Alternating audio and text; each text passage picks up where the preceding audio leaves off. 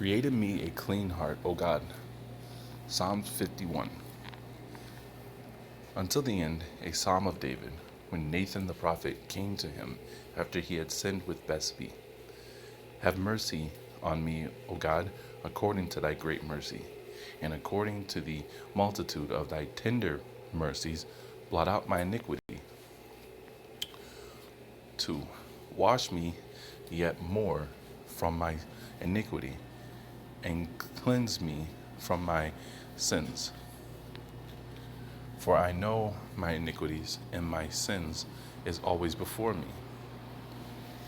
To thee only have I sinned, and have done evil before thee, that thou mightst be justified in thy words, and must overcome when thou art judged. For behold, I was conceived in iniquities, and in sins did my mother conceive me. For, be, for behold, thou hast loved truth, the uncertain and hidden things of thy wisdom thou hast made manifest to me. Thou shalt sprinkle me with hyssop, and I shall be made clean. Thou shalt wash me, and I shall be made whiter than snow. To my hearing thou shalt give joy and gladness, and the bones that have been humbled shall rejoice. Turn away thy face from my sins, and blot out all my iniquities. Create a clean heart in me, O God, and renew my spirit. And renew a right spirit within my bowels. Cast me not away from thy face, and take not thy Holy Spirit from me. Restore unto me the joy of thy salvation, and the strength and strengthen in me with a perfect spirit. I will teach the unjust thy ways, and the wicked shall be converted to thee. Deliver me from the blood, O God, that God of my salvation, and my tongue shall extol thy justice. And let's see, just real quick, bear with me for a moment. I'm not sure what extol means.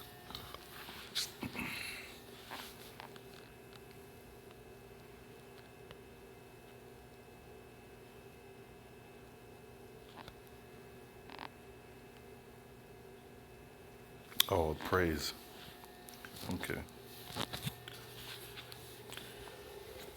Let's see.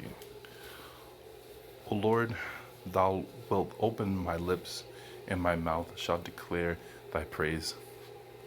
For if thou hast desired sacrifice, I would indeed have given it.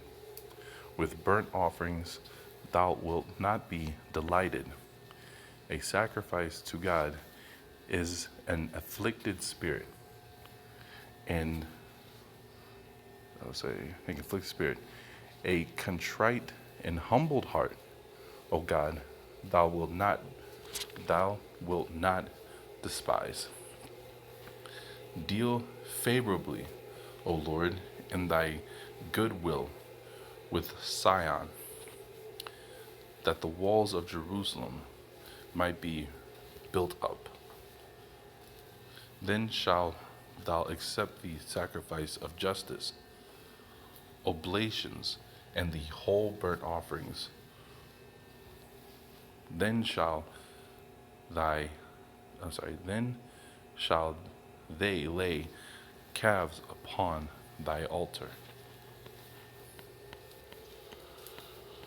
Oh, that's another one. Thanks for bearing with me on that one. I like it. I like that chapter, because it's something that you see as one of the themes that's not talked about, I think, enough. It's just the humbling, humbling yourself, knowing that you need to be humble, first of all, and then humbling yourself, and not the kind of humble that you want the whole world to see, but it's the kind of humble that you want your the inside, whatever the thoughts are that we go through, whatever the you know the internal battles that we have in our minds. You want more of peace inside of you, and you want these things taken away. And I also thought it was interesting too because again, it's the book of Psalms, and he's not asking for the Son of God to someday take away his iniquity. He's not asking for the angel of God, or the angel of the Lord, or any of that stuff, right? This is a direct, heart to heart pouring out to the Creator. You do this. You do this for me. Not one day one of my seeds will grow up and do this. It's you're the only one that can, do this. And he's showing there, along with the burnt offerings, it's the most important thing is going before him with a heart that wants to be clean, with a mind that wants to be restored. That a right spirit be put in them. And we know there's things that also go along with being humbled. What was it? Giving to the poor, or and helping out those in need. Different things like that. You see, those are things that you have to humble yourself and realize that could be you any given minute. You know what I'm saying? That you could be in those conditions. That you're never gonna be above a point where you can't be knocked down to the lowest part of society. So you never want that to grow inside you. That look what I got. I'm driving this. I got this house. You don't. You see the kind of spirit in people. You never want that spirit to creep up on you. So you take care of people that are in the lowest conditions. You know what I'm saying? So there we go. We'll be moving on to Psalms 52.